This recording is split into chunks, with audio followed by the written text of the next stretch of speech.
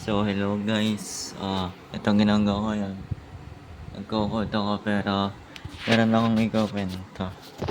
There's something I wanna to tell about and the challenge is I will try to kwento it under 5 minutes. So, let's start.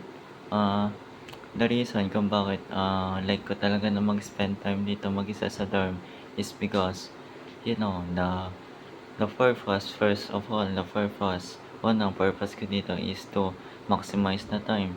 Especially since Holy Week, walang pasok. So, ang ginagawa ko, pang may mga free time ako is nagde-develop ako ng mga projects. So, ayun, yun yung ginagawa ko now. Yung mga projects na yun is, bakit niya ba nagde-develop ng projects? Siyempre, as a student, as a ComSci student, it is very important na nagde-develop ako ng projects na real-time application or real-life application na makaka-help siya na maging useful talaga sa real-life situation or maka-help siya na solve ng mga problem sa real-life situation.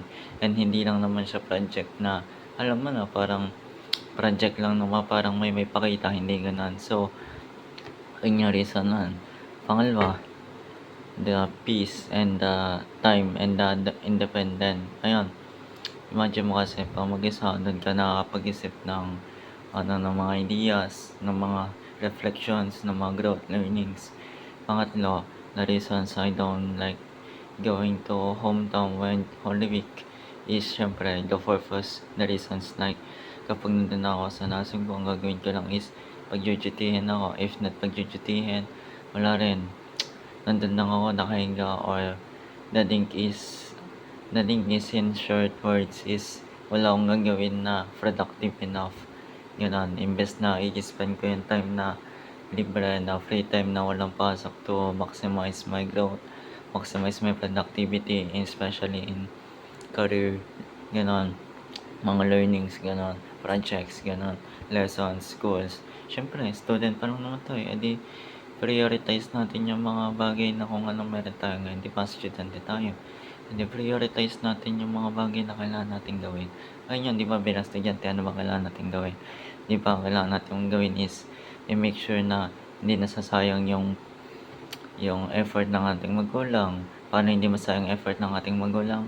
We maximize the opportunity for ourselves, especially college student na tayo. So, it is very important na as a college student, alam mo yung patutunguhan mo, hindi ka lang yung napasok sa hindi lang yung napasok sa university just to get a degree. It is, alam mo yung situation ngayon, it is very fucking useless to have a degree alone. Degree alone won't help you get a job you want in the future. And if you don't get a job you want in the future, the job that is aligned to your course, what else? Paano mo ma-achieve yung dream na yan? Paano ma-achieve yung dream na life na gusto mo na yan? Di ba? It is very simple logic, yet it is very one of the most important. So, ayan. I hope you understand, guys, kasi, especially na sa Pilipinas tayo, hard to, it is very hard to imagine na you have the degree alone and you think na magkaroon ka ng opportunity to get the to get the job or the skills na align sa course mo kasi especially ngayon, ang dami na talaga mga engineers, ang daming mga trabaho, ang dami ng mga nag-i-exist sa field. Pero, you know what? Di naman natin is nakakapaglan ng job kasi some only realize na it is not the degree that is important in job. It is not the degree. What you think is the matter? It is the skills, the connection, the exposure, the experience. So, my advice to fellow students is as long as you have still years left, it is not very over. The only thing you should do is you should focus now on what matters, which is the practical. I mean, it is very good. It is good naman na mag-focus tayo sa academic, but what is important is, ayun nga, application, real life application, exposure, industry experience, exposure.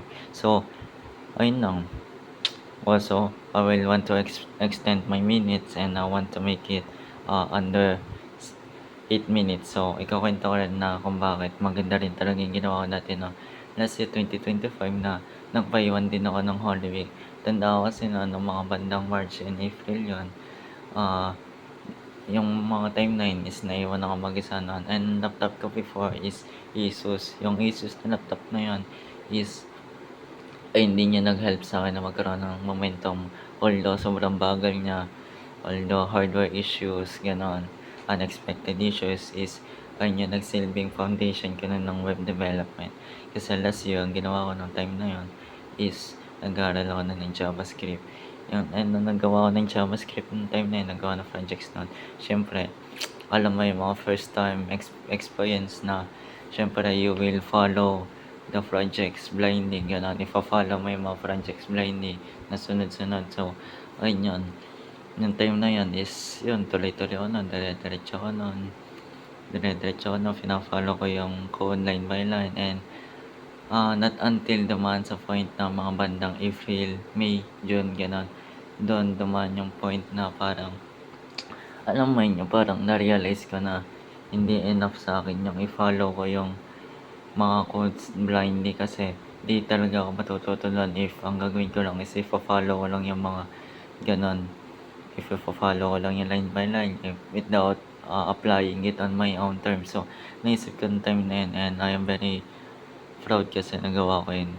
Naisip ko yun. So, ang ginawa ko time na yun is even though I am following the tutorial, ang ginawa ko nun is concept na lang yung ginaya ko nun, concept yung kinuha ko nun. So, ang ginawa ko nun is dine-develop ko na rin, nag-start din ako mag-develop na ng project na Jollibee. So, ayun yung naisip ko nun. Buti na lang naisip ko yun. Ang ginawa ko kasi nun is, ah, yung concept na tinuturo ni Simple Dev, yung mga concept na pang industry talaga. So, ayun yung ginawa ko. Ang ginawa ko nun is, ayun yung kinuha ko nun na concept. So, ang ginawa ko nun is, ayun, finolo ko yung mga concepts hanggang sa nagets ko na yung bigger picture instead of just following line by line code. And ayun, until na.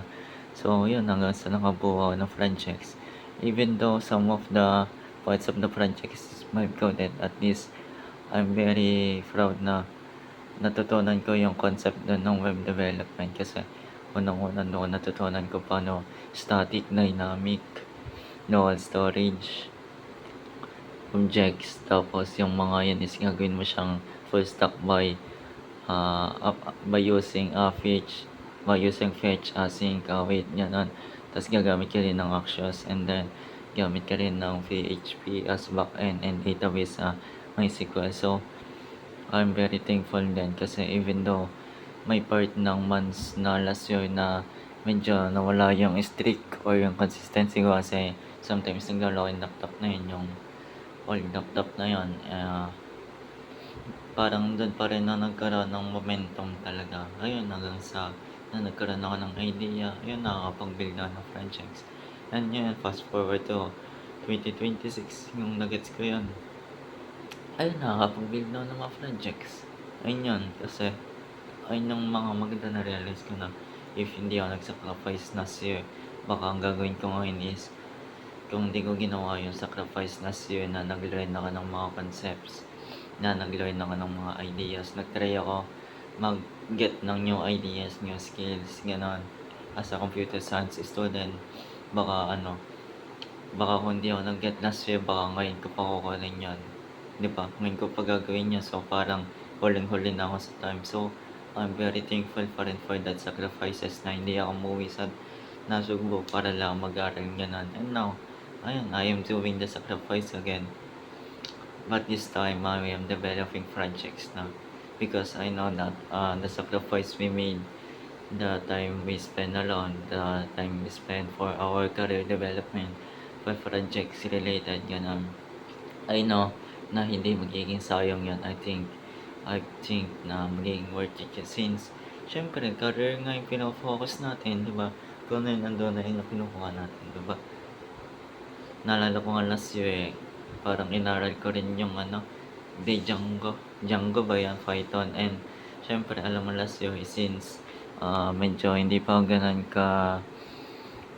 ganun ka-familiar sa mga tools, gano'n. Parang hindi ko rin talaga na-gets yung Django dati kasi ang mga napapanood ko kasi yung mga luma na talaga, eh, parang alam mo 4 years ago, 5 years ago. Parang sinasabi na nila na huli ka na sa balita, gano'n. So, ayun nga, right now ang fino-focusan ko is web develop. Ayun na, nagagawa na ng mga projects. I am very thankful for my 2025 version of me kasi nagtiyaga siyang mag-aral nun. Siya yung naging tipong foundation natin kasi kung hindi siya nag-take time to try to understand the concepts, baka itong 2026 na to is ayun pa lang yung gagawin ko instead na naging ahead na ako or nag-aaral na ako ngayon ng mga ibang course, baka magsisimula pa lang ako. So, I am very thankful din talaga, tsaka yung consistency ko rin talaga last year and resilience. Kasi alam ko sunod-sunod din yung problema, parang ginawa ko, kumapit pa rin ako despite the struggles, despite the obstacles, despite the tools that is sometimes ineffective, ganon. Yun, minmaximize ko pa rin siya. And now, I am doing the work on it. 2026. I'm very proud. Let's do it.